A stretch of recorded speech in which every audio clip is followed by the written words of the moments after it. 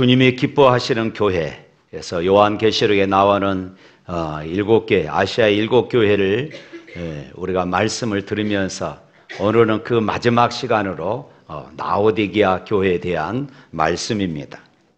어떤 사람은 믿음이 형편없음에도 불구하고 자신은 대단한 믿음을 가졌다고 생각하는 사람들이 있습니다. 야, 이 정도 신앙생활 하면은 됐지.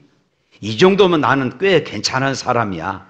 이 정도 신앙생활 열심히 하는 사람, 나보다 더 잘한 사람이 있으면은 나와보라 해.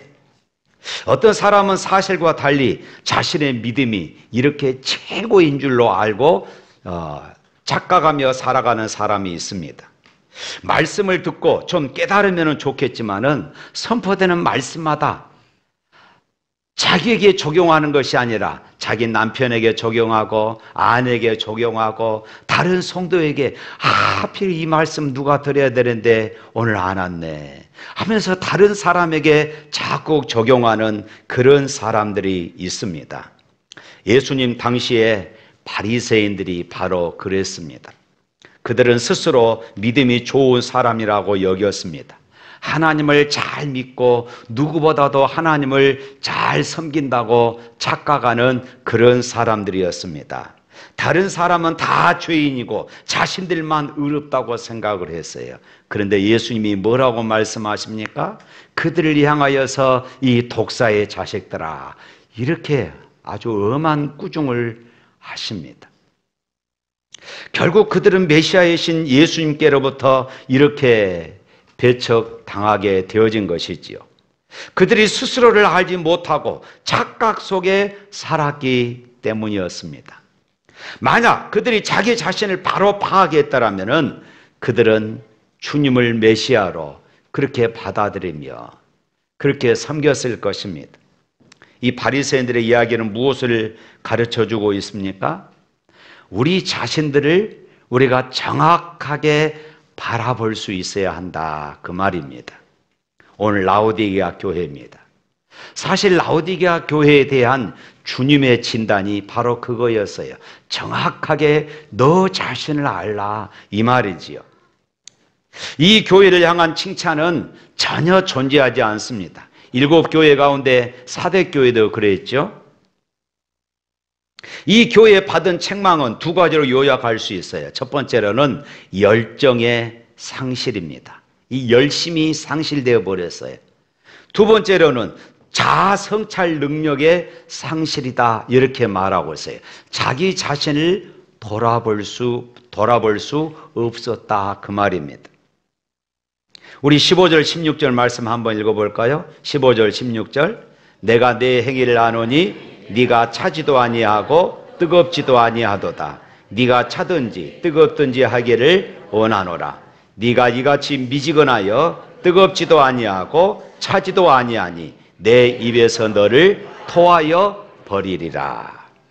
이 당시 라오디게아 도시는 14km 떨어진 이 골로새에서 이 냉천수를 수로로 받아 마셨습니다. 그리고 또 그곳에서 10km 떨어진 히에라볼리, 여러분 이 터키 쪽에 여행을 가면은 파무칼레라고 하는 곳을 반드시 들리게 되어 있습니다. 바로 그것이 히에라볼리입니다. 그곳에서 온천수를 끓여다가 또 그 물을 사용하기도 했습니다. 그런데 그 찬물이 냉천수가 14km 되는 지점에서 수로를 통하여서 이 라오디게아까지 오는 동안에 물이 냉천수가 아니라 미지근한 물이 되어버렸습니다. 온천수도 역시 10km 정도 떨어진 곳에서 수로를 통하여서 이 라오디게아의 이 도시에 오는 동안에 식어버리고 미지근해 버린 것입니다.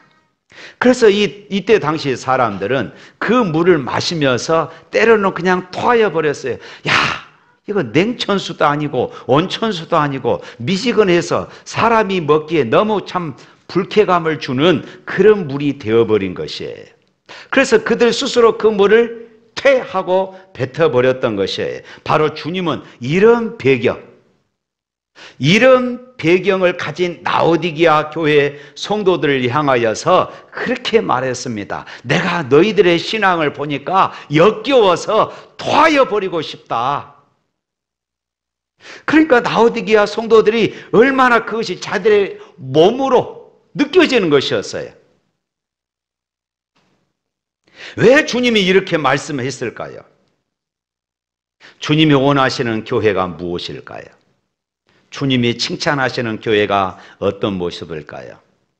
무엇보다도 중요한 것은 주님을 참으로 사랑하는 교회, 주님을 사랑하는 성도일 것입니다. 주님을 사랑하는 교회는 말로만 내가 주님을 사랑하는지 주님 아시지요? 이것이 아니라 성령으로 충만한 교회입니다. 주님을 사랑하는 사람은 모이기에 힘쓰고 말씀을 듣고 배우기에 힘쓰고 그리고 기도에 힘쓰고 예배의 감격과 감동이 있으며 열정으로 찬양을 하고 또 사랑을 실천하고 변화된 성도로서 세상에 나가서는 왕같은 제사장으로 그렇게 살아가는 사람들, 바로 그런 교회가 주님을 사랑하는 성도이고 주님의 마음에 합한 이런 성도의 모습일 것입니다. 그러나 세상에는 잠자는 교회, 병든 교회가 있습니다.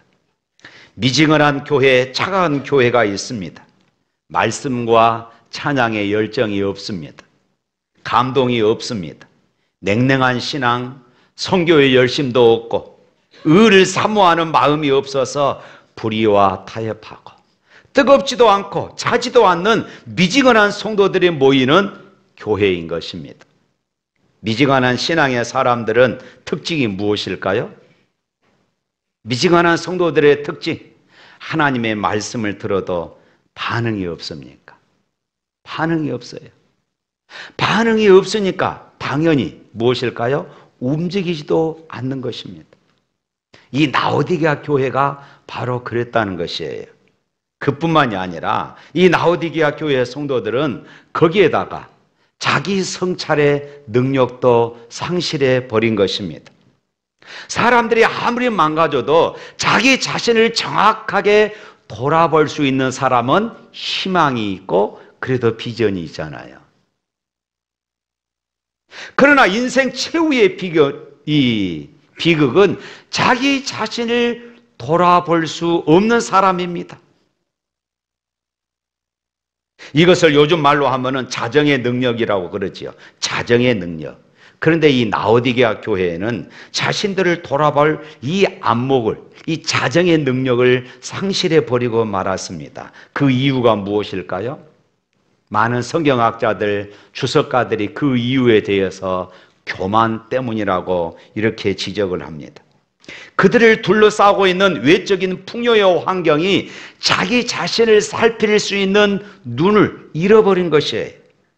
그래서 17절 말씀에 그들은 이렇게 말하지요. 17절 읽어봅니다. 네가 말하기를 나는 부자라 부요하여 부족한 것이 없다 하나 네 공고한 것과 가련한 것과 가난한 것과 눈먼 것과 벌거벗은 것을 알지 못하는도다.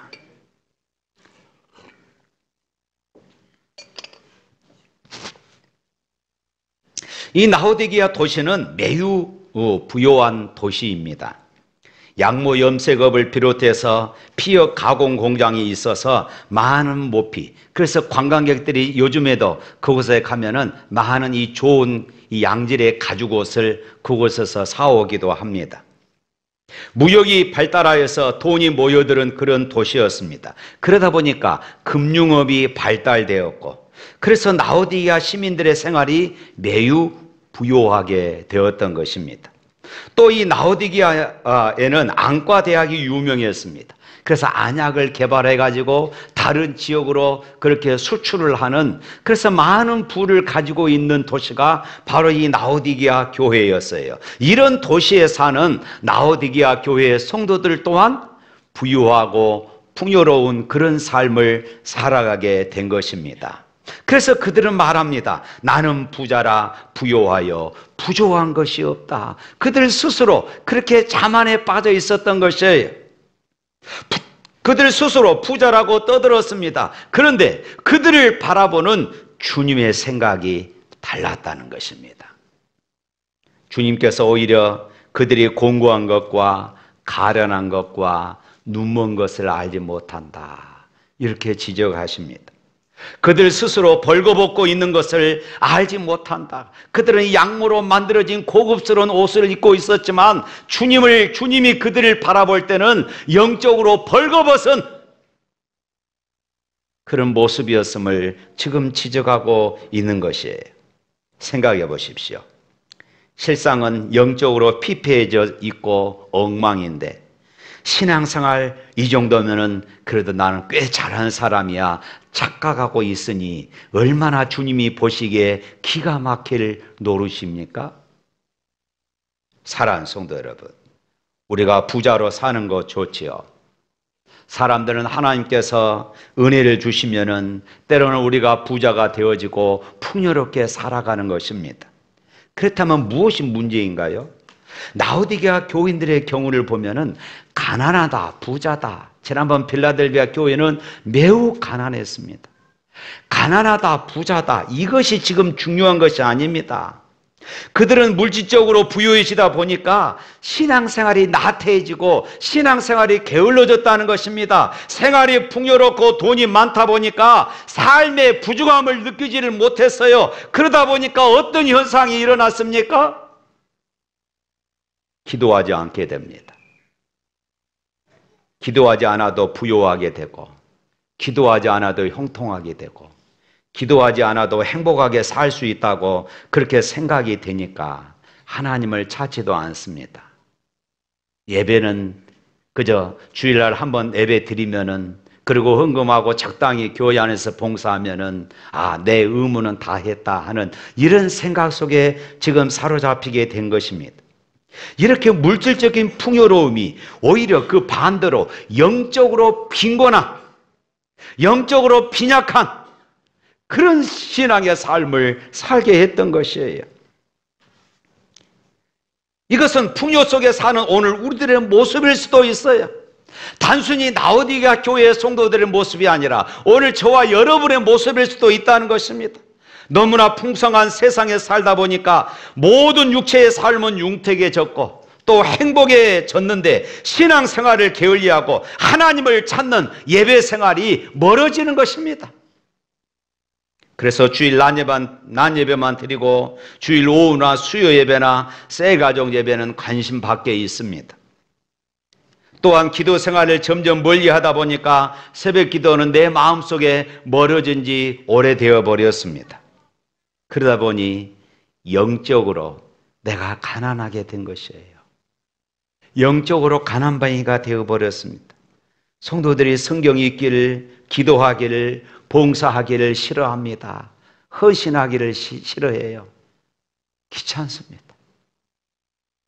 그냥 조용히 다니고 싶어요. 사랑하는 성도 여러분, 요즘 우리들의 모습은 어떻습니까?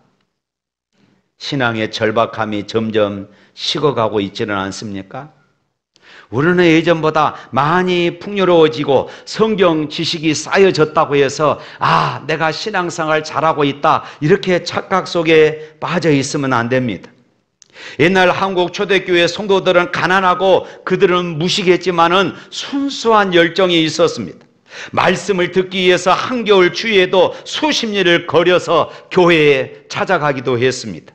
주의를 지키기 위해서 핍박과 손해를 감수했습니다. 기도하기 위해서 산에서 소나무를 붙잡고 온 밤을 지새우며 금식까지 하며 기도했던 그런 우리 믿음의 선조들이 있었습니다. 말씀대로 성결하게 살려고 발버둥을 치기도 했던 것입니다. 그 덕분에 오늘 우리가 이만큼, 한국 교회가 이만큼 살아가고 있는 것은 아닐까요? 그 덕분에 부유해졌고 그 덕분에 유식해졌습니다. 그런데 그 부유함과 그 유식함으로 우리는 무엇을 하고 있습니까? 어떤 신앙의 모습을 가지고 있습니까? 혹시 라오디게아 교회의 모습이 오늘 우리 자신의 모습은 아닐까? 사랑하는 성도 여러분, 이제는 분명한 결단을 내리고 우리가 신앙생활을 해야 합니다. 샘물교회는 완벽한 교회가 아닙니다. 흠없는 교회도 아닙니다. 때로는 비난받아 마땅한 부분도 있습니다. 그러나 샘물교회는 하나님의 마음에 들기 위해서 애쓰는 그런 교회입니다. 여기 서 있는 김 목사도 완벽한 사람이 아닙니다. 흠이 참 많아요. 그것을 인정합니다. 때로는 저의 부족함 때문에 시험들은 그런 성도들도 없지 않아 있을 것입니다. 특별히 뛰어난 것이 없어서 이름을 감추고 얼굴을 감추고 살아야 마음이 편한 사람입니다. 그러나 어떻게 해서든 최선을 다해 보려고 애를 씁니다. 저는 다른 목사님처럼 뛰어나지 못해 설교 한 편을 위해서라도 힘든 시간을 보내야만 합니다. 어떨 때는 일주일 내내 설교 때문에 몸부림치는 그런 경우들도 있습니다. 종종 아내가 저에게 이야기를 합니다. 설교하면서 설교를 다 애우고 설교 원고를 보지 않고 설교했으면 참 좋겠다고 말을 합니다. 그러나 제가 특별하지 못하기 때문에 그렇지 못해요. 토시 하나까지 원고에다가 다 작성하고 그대로 제가 읽어가기를 그렇게 힘쓰고 있습니다. 사랑하는 성도 여러분, 우리가 하나님의 마음에 완전하게 들 수는 없습니다. 그러나 우리가 목마른 사슴이 시냇물을 찾듯이 갈급해하면서 힘쓰고 애쓰는 믿음의 사람, 그 하나님의 은혜를 갈급해하면서 힘쓰고 애쓰는 예배의 사람, 힘쓰고 애쓰는 기도의 사람, 힘쓰고 애쓰는 샘물교회가 될 수 있기를 주님의 이름으로 축복합니다. 왜냐하면 세상의 부귀 영화는 잠깐뿐이고 우리 육신의 생명도 잠깐이면 지나가게 되기 때문입니다. 그러나 우리가 천국에서 누릴 영생은 영원한 것입니다. 할렐루야. 주님은 오늘 라오디게아 교회에 두 가지 권면을 하십니다. 첫 번째, 우리 18절 말씀 한번 읽어볼까요? 내가 너를 권하노니 내게서 불로 연단한 금을 사서 부요하게 하고 흰옷을 사서 입어 벌거벗은 수치를 보이지 않게 하고 안약을 사서 눈에 발라 보게 하라.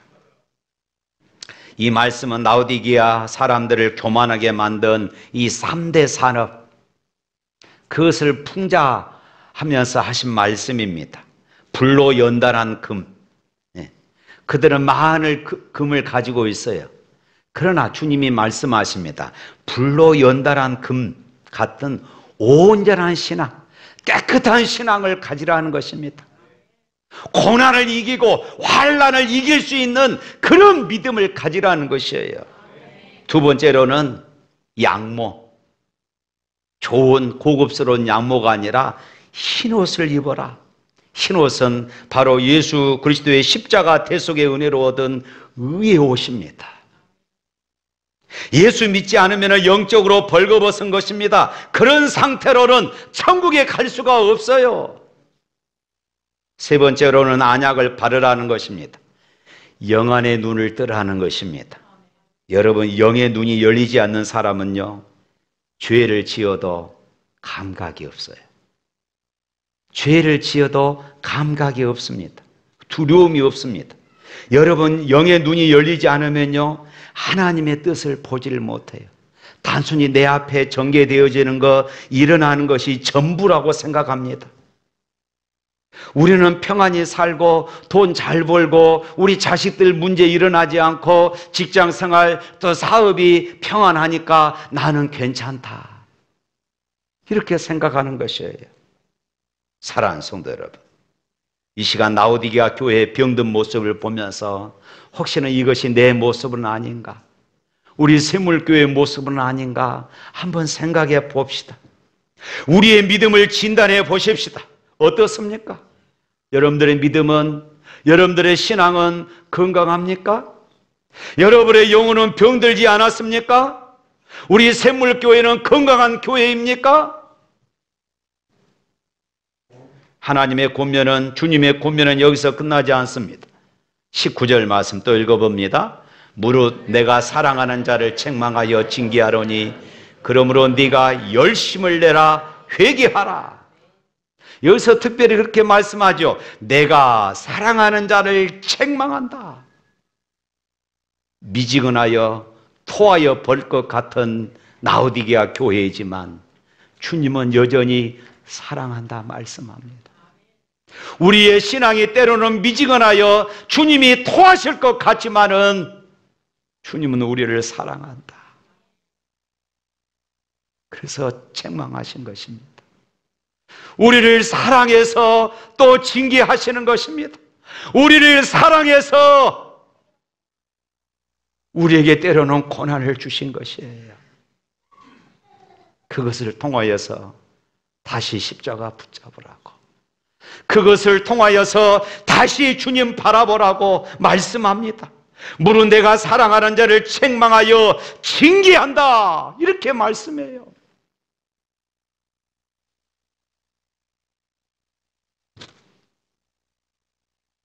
그리고 말씀합니다. 네가 열심을 내라, 회개해라. 열심히 회복되어야 한다는 것입니다. 어떤 상태가 열심히 회복되는 것일까요? 여러분, 회개는 단순한 뉘우침이 아닙니다. 회개는요, 회복입니다. 회개는 회복이에요. 그렇다면 먼저 성령의 도우심을 통한 자기 성찰, 자기를 바라볼 수 있어야 합니다. 시편 기자는 이렇게 기도합니다. 시편 139편 23절 24절 말씀에 이렇게 말해요. 다 같이 읽어봅니다.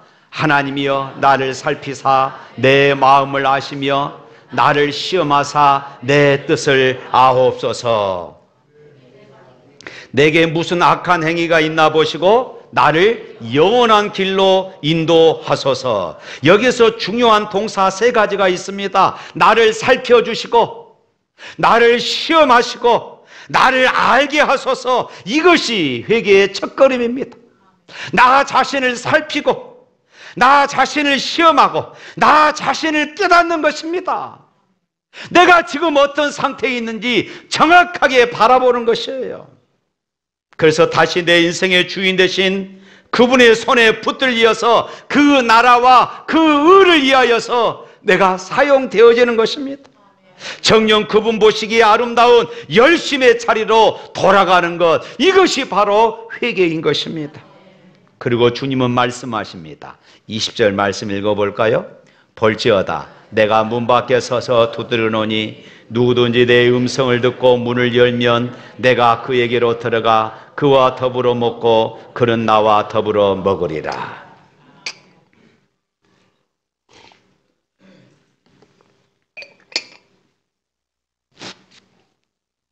여러분, 지금 이 말씀은 우리가 흔히 전도할 때 많이 사용하는 말씀입니다. 그러나 사실 이 말씀은 새신자, 이제 예수 믿어야 할 사람에게 주님이 하신 것이 아니었습니다. 라오디게아 교회의 성도들에게 지금 하신 말씀입니다. 부족한 종의 입술을 통하여 우리 샘물교회에 지금 하시고 싶은 말씀입니다. 볼지어다, 이 말씀은 지켜봐라 이 말이에요. 지켜봐라. 무엇을 지켜보라는 것입니까? 내가 회개하여 회복하기만 하면은 주님께서 얼마나 놀라운 복을 베푸시는지 지켜봐라, 이 말씀입니다. 그 복이 무엇입니까? 주님과의 풍성한 교제입니다. 주님이 함께해 주시는 복입니다. 내가 너희로 들어가 나는 너로 더불어 먹고 너는 나로 더불어 먹으리라. 주님이 함께해 주시겠다는 것입니다. 우리가 이 말씀을 좀 더 생동감 있게 느끼려면 당시 로마 시대의 식사 문화를 좀 이해해야 합니다. 이들은 아침 식사는 이 마른 빵을 포도주에 찍어가지고 간단하게 먹습니다. 점심 식사는 이들이 도시락을 싸서 야외에서 또 공원에서 그렇게 간단하게 또 먹습니다. 그런데 저녁 식사는 이들에게 굉장히 중요했어요. 온 가족이 모으고 그리고 친구들까지 초청해서 이야기하면서 담소를 나누면서 오랜 시간 동안 함께 식탁의 자리를 지키는 것입니다. 여기서 하시는 말씀이 바로 그거예요. 우리가 회개하고 회복하기만 하면은 주님은 우리와 평생 함께 하시면서 주님의 식탁에서 풍요함을 맛보게 해 주시겠다. 할렐루야. 그래서 말씀하십니다. 지금이라도 문을 열면 내가 네 인생 가운데 들어가겠다. 지금이라도 문을 열면은 너의 인생을 내가 풍성하게 할 거야. 우리에게 이렇게 말씀하고 있어요. 사랑하는 성도 여러분, 라오디게아 성도들이 주님을 향한 마음의 문이 왜 닫혔을까요? 주님은 왜 라오디게아 성도들에게 다가가서 교제를 나누지 못하고 문 밖에 서서 그렇게 두드리고 계실까요? 그들이 너무나도 미지근한 신앙을 하고 있었기 때문이었습니다. 여기서 미지근하다 하는 이 의미는 신앙의 열정은 사라졌고 하나님에 대한 영적인 이 감각, 영적인 민감함이 상실해 버리는 그런 상태입니다. 그저 내가 여기에 앉아 있으니까 예배 드리는 것이에요. 1시간 내가 예배의 자리에 있으니까 주님이 나와 함께 하시겠지, 막연한 이런 생각을 가지고 있는 것이에요. 지금 라오디게아 성도들은 영적으로 침체되어서 주님과의 영적 만남에 대한 열정이 사라져버린 것이에요. 목마른 사슴이 갈증을 해결하기 위해서 시냇물을 찾는 그런 열정이 사라져 버렸습니다. 그저 형식적인 신앙만을 유지하고 있습니다. 왜냐하면 그들은 세상적으로 보면은 너무나도 풍성하기 때문입니다. 사랑하는 성도 여러분, 기억하십시오. 지금 주님께서 볼지어다 내가 문 밖에 서서 두드리노니 예수 믿어야 할 사람에게 하신 것이 아니라 라오디게아 교회 성도들에게, 오늘 저와 여러분들에게 주님이 말씀하고 계셔요. 미지근한 신앙을 뜨거운 신앙으로 변화시키기 위해서 주님이 우리 안에, 우리 인생 가운데 들어오시겠다는 것입니다. 주님이 우리 인생을 간섭하시기 위해서 귀찮게 간섭하시는 것이 아니라 우리를 축복의 길로 인도하시기 위해서 내 인생 가운데 들어오시겠다고 이렇게 문을 두드리고 계시는 것입니다. 우리의 인생을 고치기 위해서 들어가시겠다는 것입니다. 지금도 주님은 샘물교회 모든 성도들을 향하여서 문을 두드리고 계셔요. 문을 열어라. 언제까지 그렇게 미지근한 신앙생활을 하고 있느냐? 언제까지 그렇게 이름만 가지고, 크리스찬이라는 이름만 가지고 신앙생활을 하겠느냐? 우리 주님께서 두드리고 계십니다. 오늘 저와 여러분들의 문을 열라는 것입니다. 문을 열면 내가 너의 심령 속에 들어가겠다는 것입니다. 그래서 세상에 알 수 없는 은혜와 감동을 주시고 세상에 알 수 없는 치유와 회복의 은혜를 맛보라는 것이에요. 하늘의 식탁에서 하늘의 은혜를 맛보라는 것입니다. 그리고 오늘 21절에 주님은 멋지게 결론을 내리십니다. 한번 읽어봅니다. 이 길은 그에게는 내가 내 보좌에 함께 앉게 하여 주기를 내가 이기고 아버지 보좌에 함께 앉은 것과 같이 하리라. 사랑하는 성도 여러분, 삶이 고달프십니까? 영적으로 상처 있고 지쳐 있습니까? 아니면 너무 평안하고 부유해서 영적으로 무뎌져 있지는 않습니까? 우리는 어느 누구도 현실적 상황에 주저앉지 않고 어떤 환경에서도 이기는 자가 될 수 있기를 축복합니다. 따라서 오늘 마지막 이 절정의 복, 주님의 보좌에 함께 앉게 해 주시겠다는 이 가슴 벅찬 복을 우리의 가슴에 새겨야 합니다. 우리 다시 한번 읽어봅니다. 이기는 그에게는 내가 내 보좌에 함께 앉게 하여 주기를 내가 이기고 아버지 보좌에 함께 앉은 것과 같이 하리라. 예수님이 십자가에서 이긴 것과 우리가 이 땅에서 조그마한 것을 이겼는데 그것과 비교해서 말씀을 하시는 거예요. 그렇게 우리를 높이 평가하시는 것입니다.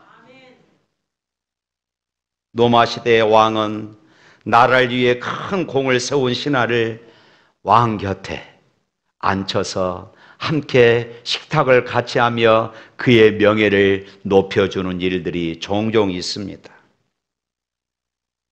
마찬가지로 우리를 하늘나라의 영원한 영광의 보좌에 함께 앉혀주시겠다. 할렐루야. 사랑하는 성도 여러분, 라오디게아 교회를 통해 주님이 기뻐하시는 교회의 비전이 무엇인가요? 열정의 회복입니다. 또 하나는 자기 자신을 솔직하게 바라보는 영의 눈을 뜨는 것이에요.